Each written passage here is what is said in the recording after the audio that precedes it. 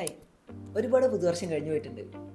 ഇതിൽ നമ്മൾ പല പല തീരുമാനങ്ങൾ എടുത്തിട്ടുണ്ട്. ചിലത് പാളിയിട്ടുണ്ട്, ചിലത് സംഭവിച്ചിട്ടുണ്ട്. കഴിഞ്ഞതൊക്കെ അവിടെ കേട്ടെ. ഇനി 2025 ഒരു പുതിയ വർഷം നമ്മുടെ മുന്നിലേക്ക് വരാൻ പോവുകയാണ്. ഈ വർഷത്തെ ന്യൂ ഇയർ റെസൊല്യൂഷൻസ് എന്തൊക്കെയാണെന്നുള്ളത് ലിൻഫീൽഡിലുള്ളവരോട് നമുക്ക് ചോദിച്ചു നോക്കാം. കമോൺ. ഓക്കെ, സിയ, എന്താണ് 2025 പുതിയ new year resolution? New year resolution ആയിട്ടില്ല. ഇപ്പം നമ്മൾ പഠിച്ചുകൊണ്ടിരിക്കുന്ന സമയത്ത് തന്നെ ഇപ്പം നമുക്ക് ലൈക്ക് ബേസിക് ക്വാളിഫിക്കേഷന് പുറമെ അവരൊരു കരിയർ സെറ്റ് ചെയ്യാന്നുള്ളൊരു സാധനമുണ്ട് എല്ലാവർക്കും. ഇനി നമുക്ക് നേഹനോട് ചോദിച്ചേക്കാം. നേഹ, 2025 നേഹയുടെ ന്യൂ ഇയർ റെസൊല്യൂഷൻസ് എന്തൊക്കെയാണ്? എൻ്റെ ന്യൂ ഇയർ റെസൊല്യൂഷൻ എന്ന് പറഞ്ഞാൽ എൻ്റെ മക്കൾക്ക് ഞാൻ പഠിച്ച പോലെയല്ല, കുറച്ചുകൂടെ അപ്ഗ്രേഡ് ലെവലിൽ ഈ ലിൻഫീൽഡിൻ്റെ കൂടെ ഞങ്ങൾ പഠിപ്പിച്ചു കൊടുക്കും. 2025 സാറിൻ്റെ ന്യൂ ഇയർ റെസൊല്യൂഷൻ എന്താണെന്ന് പറയും? നമുക്കിപ്പോഴും എൻ്റെ സ്വന്തമല്ലല്ലോ, ലിൻഫീൽഡിൻ്റെ റെസൊല്യൂഷനാണ്.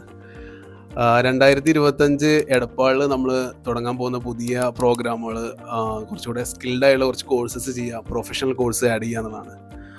അതിലിപ്പോൾ എൻറോൾഡ് ഏജൻറ്റ് പോലെയുള്ള അല്ലെങ്കിൽ BBA റിലേറ്റഡ് ആയുള്ള ഏവിയേഷൻ ലോജിസ്റ്റിക്സ് പോലെയുള്ള ഒരു 10ഓളം അപ്സ്കിൽ കോഴ്സസ് നമ്മൾ ചെയ്യുന്നുണ്ട് വിത്ത് പ്രൊഫഷണൽ കോഴ്സസ്. 2025 ഞാൻ ഏറ്റവും ഡ്രീമായിട്ട് കാണുന്നത് നമുക്കൊരു 25+ ഫ്രാഞ്ചൈസീസ് വരും എന്നുള്ളതാണ്. എവറി സിംഗിൾ മന്തിലും നമുക്ക് പ്ലാനിങ് ഉണ്ട്. ലാസ്റ്റ് ഒരു ഒക്ടോബർ 14 ആകുമ്പോഴേക്കും നമ്മുടെ കാലിക്കറ്റ് നമ്മുടെ പുതിയൊരു ബ്രാഞ്ച് ഓപ്പണിംഗ് ഉണ്ടായിരിക്കും ഇൻഷാ അല്ലാഹ്. അപ്പോൾ ഇതൊക്കെയാണ് പേഴ്സണലി നമ്മുടെ ഒരു ഡ്രീം എന്ന് പറയുന്നത്. ഫോർവേഡ് ടുഗദർ ആണ്. ഇതേ കോൺസെപ്റ്റിൽ വർക്കൗട്ട് ചെയ്യുന്ന എല്ലാവരും, അവരുടെ സ്റ്റുഡൻസിനാണെങ്കിൽ അവരുടെ കരിയർ, എൻറ്റയർ ഫേമുകൾക്കാണെങ്കിൽ അങ്ങനെ എഡ്യൂക്കേറ്റർ ആയിട്ടുള്ള പിള്ളേരെ അല്ലെങ്കിൽ നല്ല രീതിയിൽ സ്റ്റുഡൻസിനെ എഡ്യൂക്കേറ്റർ ആക്കണം എന്നുള്ള മൈൻഡ് സെറ്റിൽ വർക്ക് ചെയ്യുന്ന സ്ഥാപനങ്ങളുമായിട്ട് ഫോർവേഡ് ടുഗദർ ഒരുമിച്ച് മുന്നോട്ട് പോകാനുള്ളത്.